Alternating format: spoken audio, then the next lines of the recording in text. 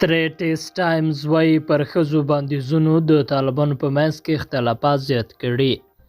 سټریټس ټایمز خپرونې له کندهار څخه د سرچینو په قول کښلي چې د ښځو د حقونو د محدودولو لپاره د طالبانو پرله پسې پراخو حکمونو د هغوی په منځ کې اختلافات زیات کړي، تر دې حده چې یوې ډلې خپل وفادار ځواکونه وربللي چې ساتنه یې وکړي.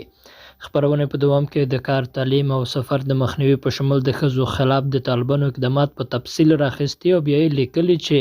د اقداماتو افغانان او نړیواله ټولنه غوسه کړې او حتی طالبانو په دې اقداماتو ځینې خپل دوست اسلامي هیوادونه هم پارولي دي. سټریټ ټایمز زیاتوي د طالبانو د مشر ملا هیبت الله اخوندزاده له لوري چې په ندرات لیدل شوی د ډول افراطي حکمونه له کندهاره صادریږي. خپرونه د څو سرچینو په قول چې نه غواړي نومونه یې افشا شي لیکي چې د طالبانو تحریک د مؤسس ملا عمر زوی او دفاع وزیر ملا محمد یعقوب او همدارس د کورنۍ چارو وزیر سراج الدین حقانی ملا هیبت الله اخوندزاده هڅوي چې خپل حکمونه بیرته واخلي. سرچینو خپرونې ته ویلي چې یعقوب او حقانی هڅه وکړه چې له ملا هیبت الله اخوندزاده سره وویني، خو تر اوسه بریالي شوي نه دي چې له هغه سره وویني او خبرې وکړي. سرچینې دغه راز ویلي چې د دوی په منځ کې اوس دومره زیات دی چې هره ډله هڅه کوي چې د احتمالي نښتې لپاره خپل کسان راټول کړي.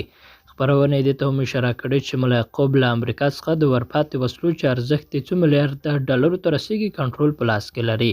تر دې مخکې د چارو ځینو کتونکو ازادي راډیو ته ویلي وو چې د طالبانو په منځ کې د ښځو او نجونو د حقونو پر مسله اختلافات ژور شوي دي.